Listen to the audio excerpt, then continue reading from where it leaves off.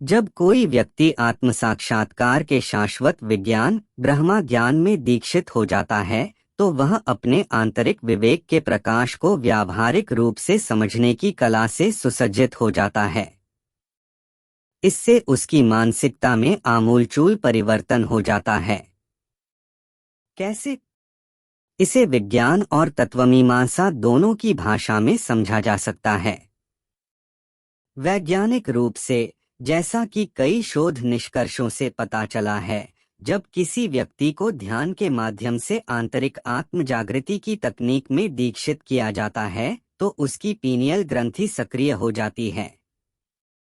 इस सक्रियता के परिणामस्वरूप उसमें एंडोर्फिन, सेरोटोनिन और मेलाटोनिन हार्मोन का स्राव होता है। इस स्राव का प्रत्यक्ष और तात्कालिक परिणाम किसी व्यक्ति के भीतर सकारात्मक विचारों या कंपनों का समावेश होता है, जो बाद में उसके व्यक्तित्व को एक नए और सकारात्मक रूप में परिवर्तित कर देता है। आध्यात्मिक भाषा में, हमारे सिर के सबसे ऊपरी हिस्से में एक सूक्ष्म ब्रह्मांडीय विमान मौजूद है, जिसे अंतरकाशा या आंतरिक आकाश भी कहा जाता है। ब्रह्मज्ञान के माध्यम से आत्म साक्षात्कार के शाश्वत विज्ञान में दीक्षित होने पर साधक की सर्वोच्च चेतना जागृत होती है।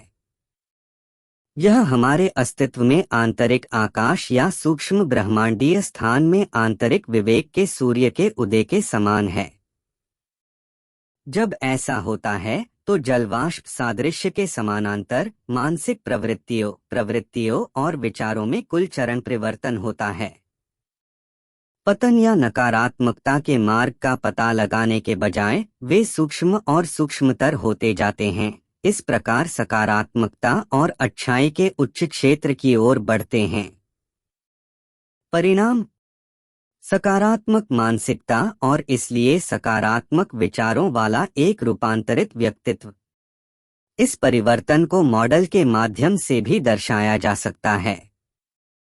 जब कोई साधक आंतरिक विवेक के प्रकाश पर ध्यान करता है तो उसके विचार और मानसिक प्रवृत्तियां जागृत चेतना के दायरे में आने लगती हैं। इस प्रकार वह सकारात्मकता और ज्ञान से भर जाता है। इस प्रकार यह परिवर्तित और सकारात्मक इकाई दुनिया में क्रांति लाने में महत्वपूर्ण भूमिका निभाने के लिए पूरी तरह योग्य बन जाती है। इन आधारों पर ब्रह्मा ज्ञान, दिव्य ज्ञान के प्रसार द्वारा प्रत्येक व्यक्ति में सुधार लाकर दुनिया में बदलाव ला रहे हैं।